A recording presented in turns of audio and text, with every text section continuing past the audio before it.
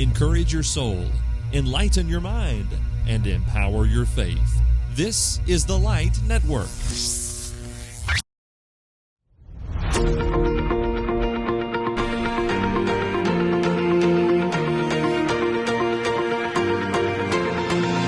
Welcome to Inside the Scholar's Study, where we discuss all things concerning Scripture, faith, and scholarship.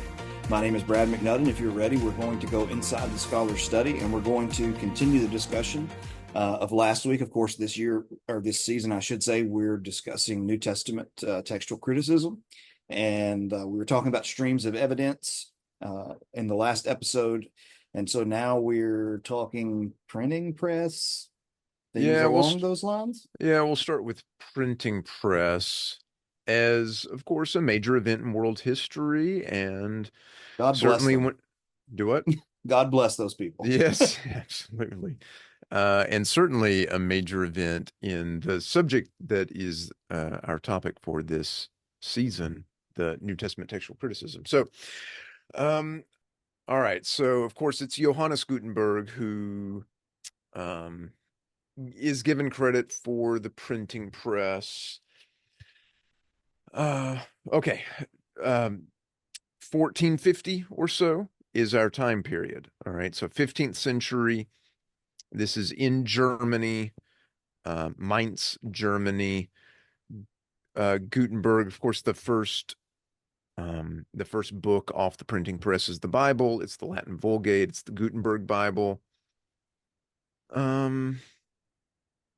There are, let's see. This is, I'm sure, this right here that I have on the screen. If y'all are watching the YouTube version of this podcast, I'm sure that's a copy of the Gutenberg Bible. There are several. I don't have this in mind. Well, I don't have notes right in front of me, so I'm going a little bit off memory here. Well, I'm going completely off memory here, in fact.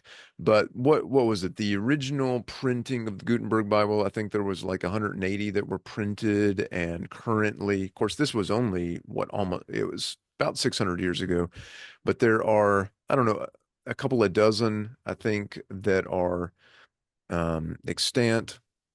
There is, if you want to see Gutenberg Bibles, there is a good Wikipedia page on that. Just go to Wikipedia, type in Gutenberg Bibles, and it's got a chart that links to the institutions that currently hold a copy of the Gutenberg Bible, and a lot of those institutions have placed their Bible in digital images online, and so you can go see it.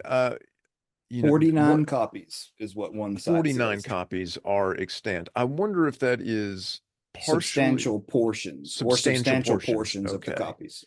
So yeah, so not completely extant, but 49 copies of substantial portions.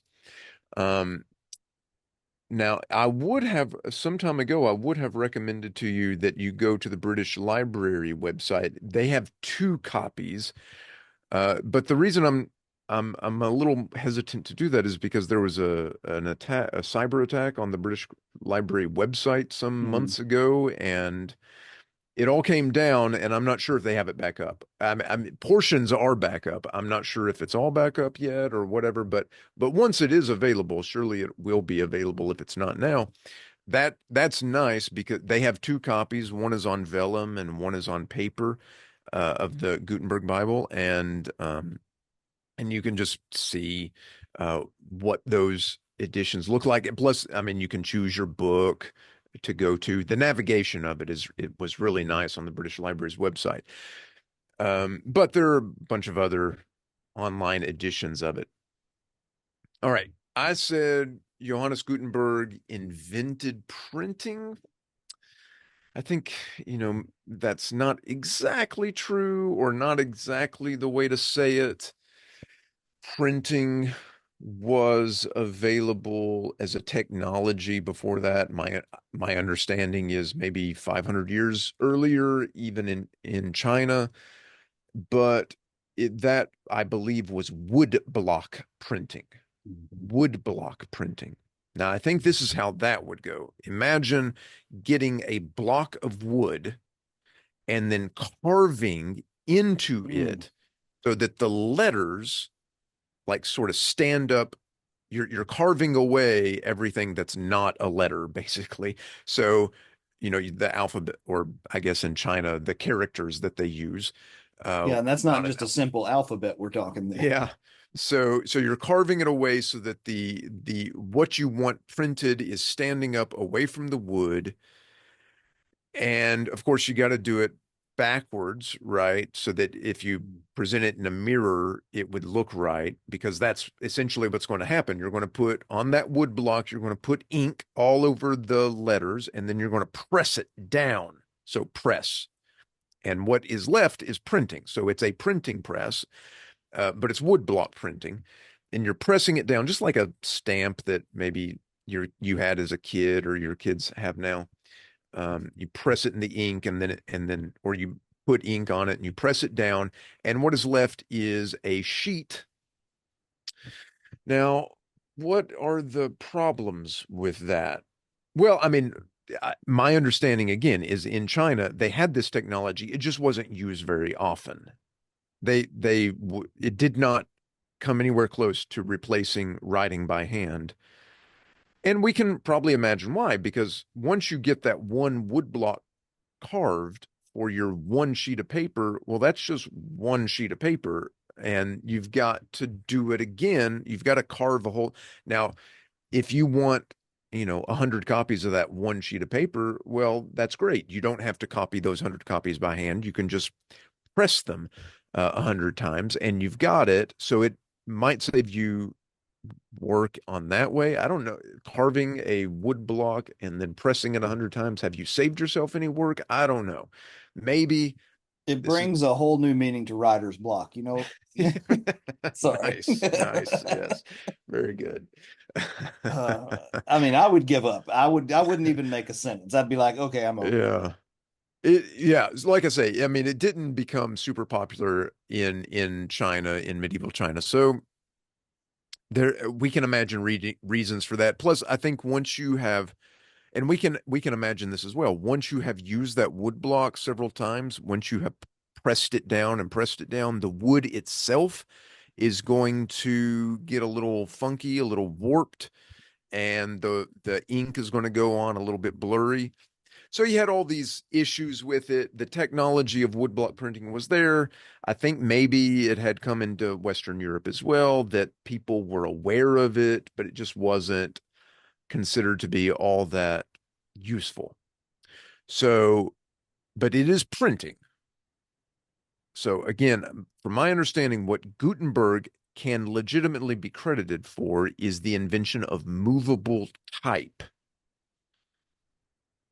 Now, you can probably get in your head like what exactly, when we talk about type, what is it? We talk about a typewriter. I haven't seen one in a while, um, but there were typewriters that had the letters that would come up and press ink on a piece of paper. Mm. And that's the kind of thing I think we're thinking of here. We had Gutenberg, I believe what he did is he like poured liquid, what would it be? I don't know what kind of metal, but poured liquid metal into a mold so that once it cooled, and it was formed into the shape of the mold, what you had is this metal letter, one letter, an E, let's say, or an A, first letter of the alphabet. So you had a metal A. And then if you do that, let's say 100 times, you got 100 metal A's, and then you do it for every letter of the alphabet, you've got 100 metal examples type. You have type. And they are movable because you can move them around, right? So what you would do is, of course, you got to do this backwards, just like on the wood block, but you set your letters in this form, and according to the page that you're going to print, you would set your letters in that form all backwards, and then you would blot them with ink,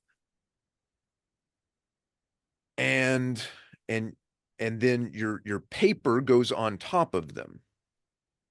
and you press it, and I'll talk about pressing in just a minute, but you press it down, that paper down, and then once you do that, you have that one sheet of paper that now has the ink on it that has been printed. And you can do that again. You can do it 100 times. That one sheet, you're going to do it 100 times. Now you got 100 examples of this one sheet that is good to go. It's printed. And then, the advantage over the wood block, of course, is that you do it 100 times and it's not going to affect the metal at all. It's not going to get funky or warped or anything. It's just going to be fine. And you can do it 1,000 times, and you can do it 1,000,000 times, I suppose. And the metal type is going to be perfectly fine. It's not going to wear out at all. And then the other advantage of it is that it is movable. And so once you're done with that sheet, or maybe you set that entire form aside with the letters because maybe you'll want to do it again, and you just get some more letters out and you form it. But basically, once you're done with printing that sheet, you can take those letters, take it apart, and then you can do a different design, a different sheet. So much more useful. And that became the revelation, the revolution, I should say, that Gutenberg invented this movable type and then applied it to printing. For the printing, I think the story I've heard is that he had his idea when he went to a grape press, and he saw the way these presses operated on grapes that somebody, and if you're on the YouTube, you can see, get in your mind, you can see an example of what is like this is not Gutenberg's printing press, but of a old-fashioned printing press. And it's got like a corkscrew kind of thing, and you would pull this handle and make the corkscrew go down, and that would press down on the sheet of paper. And you can imagine that in a grape context as well. If you're trying to squeeze out grapes for the grape juice for the wine, you can imagine that you just pull the lever back and the press goes down on those grapes. And my understanding is Gutenberg was going around and he watched that, and that's what gave him the idea of a way of applying pressure to the sheet of paper so that it would take the ink. And so he designed this printing press for that purpose. And so there's the revolution of print.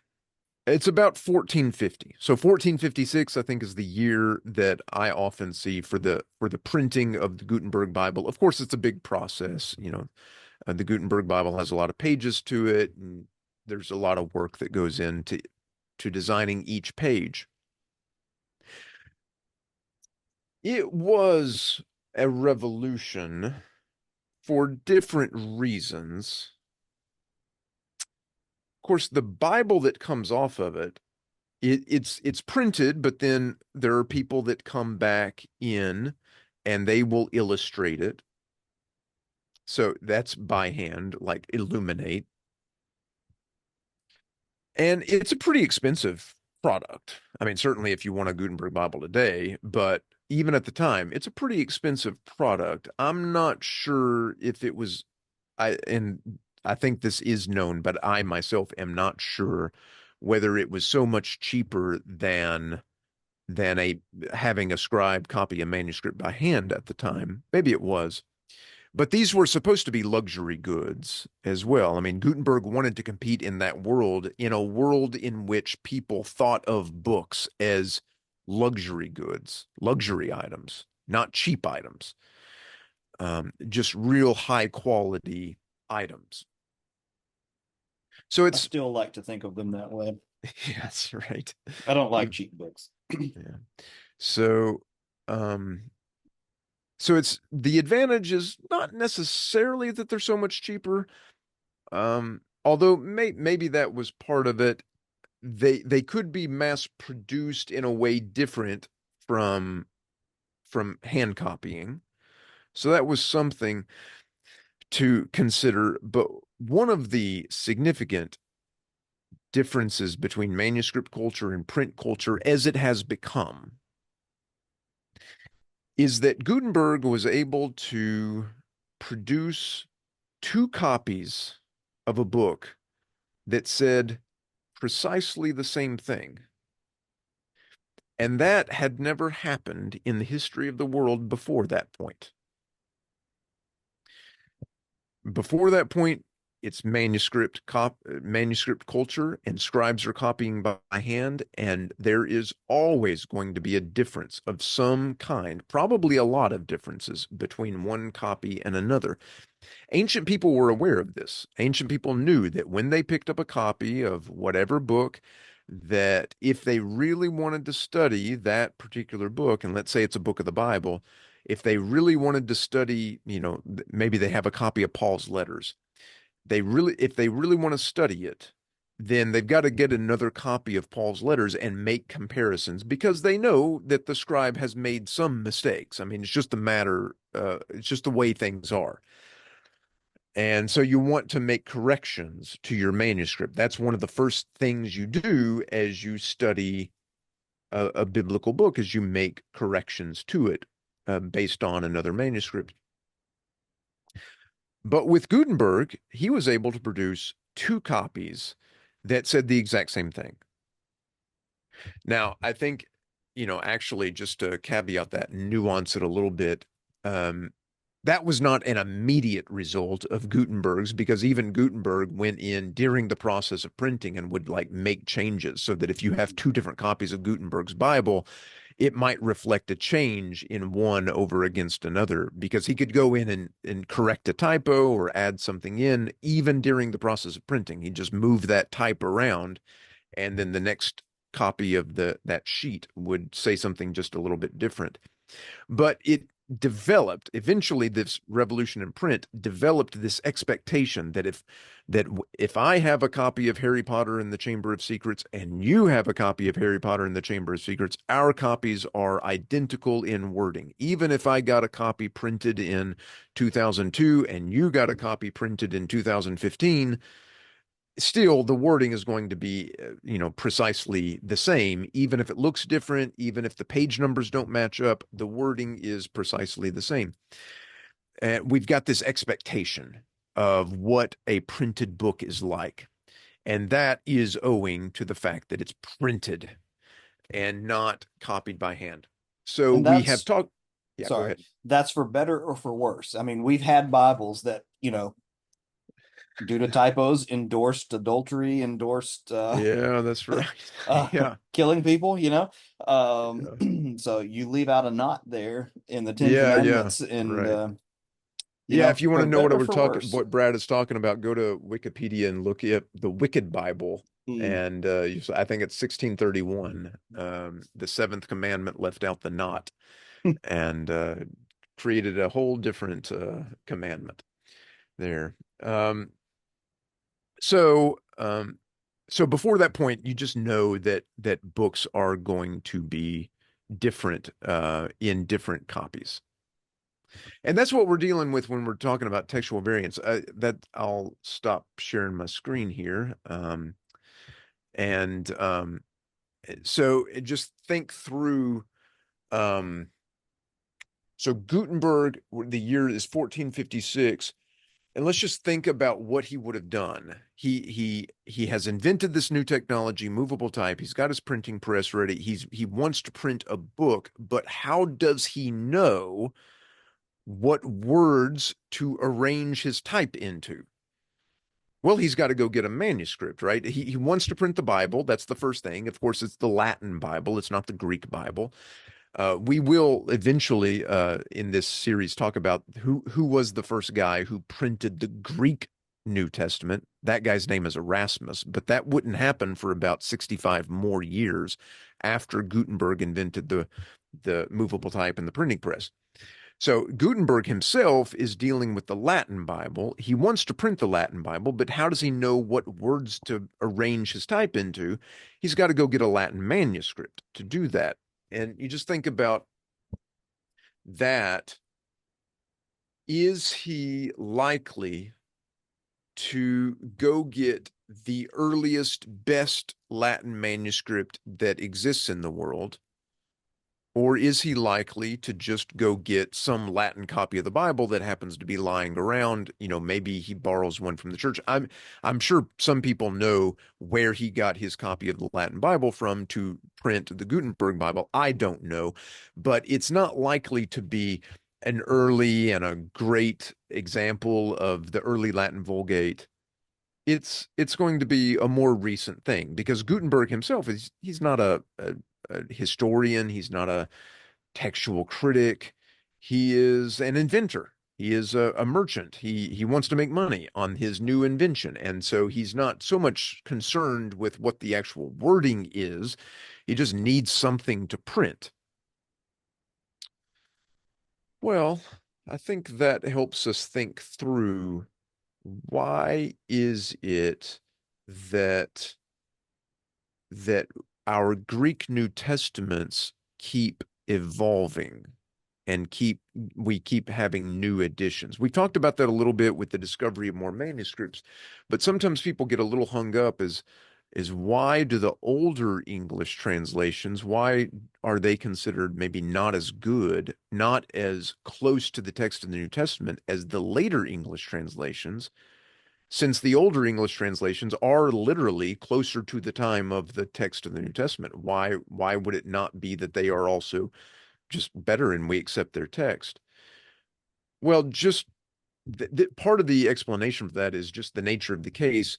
The people that were early on responsible for the editing of the Greek New Testament and for the translation of the Greek New Testament simply did not have the evidence at their fingertips that more modern textual critics and Bible translators now have because of the discovery of more manuscripts, the learning in terms of the Greek language, but also the um, the earliest printers just did not put in the effort to go around scouring libraries looking for manuscripts. Gutenberg himself, no doubt, was content with some recent manuscript, and that's what he printed. It wasn't an academic exercise, in other terms, Yes, where yeah, we're that's going a to good way go of out putting it. and we're going to have everybody send us your copies and we're going to compare all we can. It's just what's available, and that's what we're rolling with. Yes, yeah, that's right. Um, and I want listeners to think about this.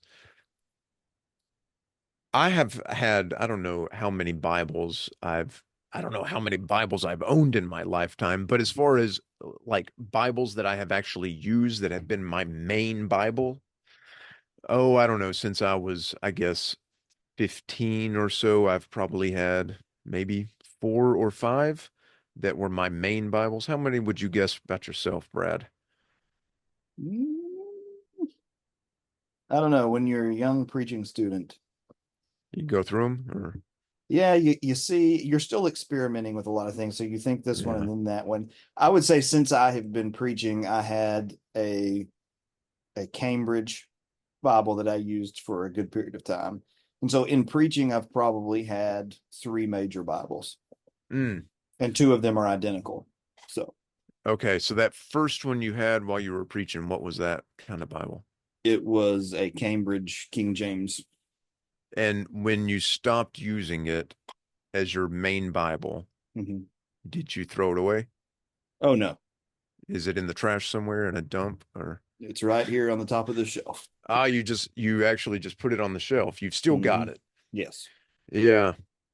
I mean likewise, right? I can't like especially one of my I guess I can imagine throwing a Bible away if it's like a cheap paperback that probably costs $5 at Walmart and maybe the cover is ripped off and it just seems like nobody's going to want to actually read this thing. I maybe in that case I would throw it away, but if it's an actual like it's a nice Bible, it's got like a Mhm. nice cover on it, especially if it's one that I've actually used, taken to church. I just can't imagine throwing a Mhm. Bible like that away, even if I'm never going to use it much anymore. Um, Maybe I'll hand it to my kids. I don't know. I'm just not going to throw it away. I'm going to do what you like. I've got, yeah, a Bible up on my shelf here. Yeah. that used to be my main Bible, just like you. I've got one of my dad's old study Bibles. I've got my granddad's study Bible he used for the last 40 years of his life. And honestly, the reason my last two preaching Bibles have been identical is I have three boys. So the idea is at some Yeah, point to yeah, just hand them. distribute it to them. Yeah, So, okay. Well, like the way we think about English Bibles, which are, let me just say, as a physical artifact, not anywhere close to as precious in physical worldly terms as a manuscript Bible, mm, right? And I just mean like once like you go buy a really nice English translation Bible, maybe you're paying $200 for a nice one. You can pay more than that. I mean, you can mm, pay 300, you can pay more than $300 if you really want to get a nice looking nice cover and all that stuff. But when we're talking about manuscripts, like at the time, if we're in the 13th century, let's say, and a manuscript is produced, I mean, it's going to be way, way above $300. mm. We're talking, months of someone's salary would go into that. Months of somebody's salary. So that's what I mean. Just as a physical artifact, a manuscript Bible is much more precious, meaning expensive, Mhm. than any English translation Bible, no matter how nice you get. And the way we treat, and of course, I mean, you're not storing those Bibles up because they're really nice and expensive. I mean, that's probably some part of it, but also because of the use you have gotten out of them and what you still plan to do with them. Um, and plus, it's a Bible. I mean, you don't want to. It just feels bad to throw away a Bible. It Um, does. And it's like the place where you interact with God. Like that's the place where you heard God's yeah, voice for I don't know how long, where he was speaking to you. You poured over that thing. And it's yeah. just, I don't know. You just can't. I can't. So yeah, I mean, absolutely. So once again, we're thinking about um, what did people what did people before printing press do with old Bibles? I mean, they had this same issue, and sometimes they would use a manuscript of a biblical text, and it would maybe get worn out, or it would get where they don't feel like they should use it on a regular basis anymore. So what do they do with it? I think they do with it the same thing we do with it. It's they put it on a shelf somewhere. Now those shelves happen to be in libraries in Europe somewhere, or some monastery's library. And we've talked about this before in this season, that is where, if you want to find somebody, I forget who came up with this rule, which is, it's sort of a joke, but it also makes sense. If you want to find an old manuscript Bible, go to the libraries of Europe. I mean, Mm. that is where they are, and they continue to be found. So once again, we're thinking of why is it that maybe older English translations are considered textually not quite as good as later English translations? Well, it's because of this that I was talking about. These discoveries still made routinely. In fact, I mean, people didn't really start hunting around for manuscripts, like trying to find the best manuscripts until, Mhm. I mean, in some cases, maybe 300 years ago, but especially in the 1800s, people really hunting, really, really doing some searching through the libraries, and then all throughout the 20th century that has happened, and still today it still happens. There's, for instance, a an organization called CSNTM. Let me think. I think that's right. The Center for the Study of the New Testament Manuscripts. Um, Dan Wallace is the director, and one of their main mission, is to digitize um, Greek New Testament manuscripts. And for that purpose, they'll make appointments at these libraries, these old libraries in Europe, and say, can we spend, a few weeks there, and look through what you got and digitize what we find. And so I remember I used to go on mission trips to Albania. And so I had this tie to Albania. I think one time when I was in Albania, they were in Albania, and it sort of hit the news that that they had discovered in the Albanian, I don't know what the name of the library is, but it's Tirana is the capital city of Albania. They had gone to this library in Tirana and discovered something like 41 New Testament manuscripts that had not been cataloged before. So they were lost in a sense, lost in the sense that scholars didn't realize they were there, but they were in the library the whole time. They just had to be, discovered by somebody making the effort to go and dig around and see what these ancient manuscripts or medieval manuscripts were. And Their so those kinds website, of, yeah, sorry, go their ahead. website says they have over 2,000 digitized. You can go on Okay. and see Yeah. over 2,000 manuscripts. So you've got these sorts of things, and the reason that happens is because, yeah, I mean, I think it's not always the case that ancient people felt bad about throwing away what we would consider sacred scripture. I mean, that does happen as well. I'll talk about that in a second, but but it was often the case that ancient and medieval people just, they didn't want to throw away copies of the Bible, so they put them on a shelf somewhere, and they're just sort of waiting there to be discovered. Now, they did sometimes throw them in the dump. I mean, one of the great discoveries Yeah. of modern time, well, modern times, yes, but it was about 130 years ago, is the so-called Oxyrhynchus papyri. These are papyrus documents from Oxyrhynchus, Egypt, and I mean, just all kinds of stuff, just all kinds of documents, not necessarily biblical documents, but wills and just whatever documentary texts, contracts and stuff, uh, maybe editions of Homer and Plato and whoever, but also copies of the New Testament, copies of the Greek Old Testament, and these were all discovered in the trash dump. So the Oxyrhynchus papyri, it was a trash dump that was discovered, and people are still digging through. I mean, they're not in Oxyrhynchus, I don't think, digging through there, but they were all boxed up and taken to Oxford or maybe other places as well, but mainly in Oxford.